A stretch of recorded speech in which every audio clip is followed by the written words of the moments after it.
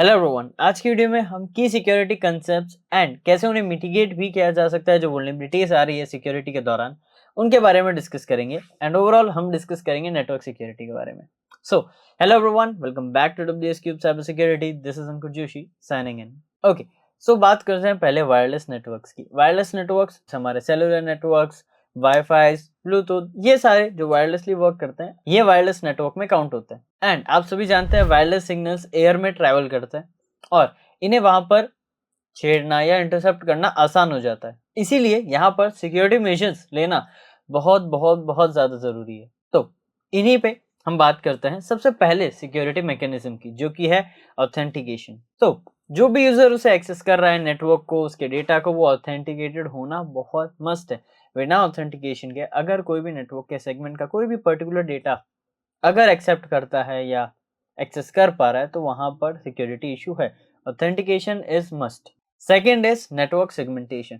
आपका network properly segmented होना चाहिए। हर एक पर्टिकुलर डेटा सेगमेंटेशंस में जाना चाहिए ताकि वो अलग अलग जाए एंड डेटा अगर कोई हैक करना भी चाहे तो वो हैक ना कर पाए एंड इससे सिक्योरिटी बढ़ रही है। And the third and most important thing is encryption. अगर आपने सिस्टम में इनक्रिप्शन लगा रखी है तो ओवरऑल आपकी सिक्योरिटी काफी अच्छी बनेगी। इनक्रिप्शन क्या होता है, इन शॉर्ट में आपको बता देता हूँ। ये आपका नॉर्मल डेटा यहाँ से रिसीवर तक जब जा रहा है वो, या यहाँ से सेंडर ने रिसीवर तक जब डेटा भेजा उसे एक तरीके से लॉक करके भेजा, जिसकी की सिर्फ सेंडर और रिसीवर के पास है। तो रिसीवर के पास लॉक डेटा जाएगा, अपनी की से वो डेटा अनलॉक करेगा एंड डेटा को एक्सेस कर पाएगा। अगर बीच में इस दौरान किसी ने उस डेटा को एक्सेस कर भी लिया, वो लॉक्ड डेटा होगा। अब आप लोग कह सकते हैं कि डेटा का सर लॉक है, लॉक तो तोड़ा जा सकता है, राइट।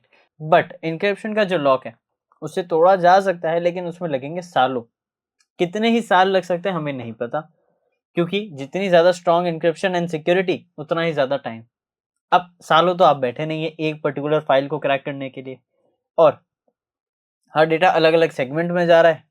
यानी अभी अपन ने नेटवर्क सेगमेंटेशन की बात करी तो कई सारे पैकेट्स हो रहे हैं, हर एक पैकेट इनक्रिप्ट हो रहा है। एक पैकेट को डिक्रिप्ट करने में अगर सालों लग रहे हैं, सारे पैकेट्स को डिक्रिप्ट करने में कितना टाइम लगेगा, और साथ में जोड़ेंगे फिर हमें एक फाइल मिलेगी। सो यहाँ पर बहुत साल लग सकते हैं, कोई गारंटी नहीं है। इसीलिए एन्क्रिप्शन आपकी टॉप नॉच होनी चाहिए एक नेटवर्क सिक्योरिटी के अंदर। अब बात करते हैं कॉमन थ्रेड्स की। फर्स्ट आता है इंटरसेप्शन ऑफ रिक्वेस्ट। अगर आप एक नेटवर्क में हैं, या फॉर एग्जांपल मैं एक नेटवर्क में हूं जहां पर कुछ ना कुछ डेटा ट्रांजैक्शन हो रहा है, रेडियो फ्रिक्वेंसीज है, मैं उन्हें इंटरसेप्ट कर सकता हूं। जी हाँ, लोकल नेटवर्क में अगर मैं कुछ डिवाइस लगाता हूं मेरे लैपटॉप से, उसे पावर ऑन करता हूं, इंटरसेप्शन ऑन करता हूं, डेटा इंटरसेप्ट होना चालू हो जाएगा। ये एक काफी कॉमन थ्रेट है। और इसी से एक और थ्रेट अराइज होता है जो कि है आपका man in the middle attack. यानी आपके नेटवर्क में कोई घुस गया है, वो आपका आता और जाता हुआ दोनों डेटा देख पा रहा है। मोस्ट डेंजरस चीज जो इसमें है वो है डेटा का मैनिपुलेशन। डेटा मैनिपुलेशन भी कर सकता है man in the middle attack में। यानी आप सोच रहे हैं इस वेबसाइट पे जाएंगे, बट वहां पर आप किसी और फेक वेबसाइट पे जा रहे हैं जहां पर डेटा एंटर कर रहे हैं।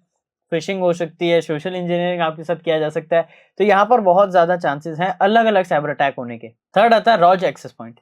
ये एक ऐसा एक्सेस पॉइंट है, ROUGE एक्सेस पॉइंट। ये एक ऐसा एक्सेस पॉइंट है जहां पर आपके साथ होता यह है, एक डुप्लीकेट दिखता है आपको अपने ही नेटवर्क का, जो कि एकदम लेजिटिमेट लग रहा है। हो सकता है दूसरे नेटवर्क को डाउन कर दिया जाए फ्लडिंग करके, एंड फेक वाला पावर ऑन कर रखा हो, और फेक वाला बिल्कुल लेजिटिमेट लगेगा। अगर आप उससे कनेक्ट होते हैं तो ऑब्वियसली आपका डेटा उसके थ्रू जाएगा, तो यहाँ पर उस पर इम्पैक्ट पड़ सकता है। तो आपको ये बहुत अच्छे से ध्यान रखना है कि आपके नेटवर्क में ये तीन चीजें बिल्कुल ना हो। सिक्योरिटी मैकेनिज्म आप सारे फॉलो करें। अब अगर आप इसमें सिक्योरिटी चाहते हैं तो आपको तीन बेस्ट टेक्निक्स बताऊंगा। अभी अपन ने जो बात करी वो तो है ही, बट उसके अलावा भी आप अगर रेगुलर अपडेट रखते हैं अपने सिस्टम्स को तो बहुत बेहतर रहेगा। रेगुलर अपडेट्स हमेशा आपको एक सेफर साइड पर रखते हैं। Secondly, disabling SSID।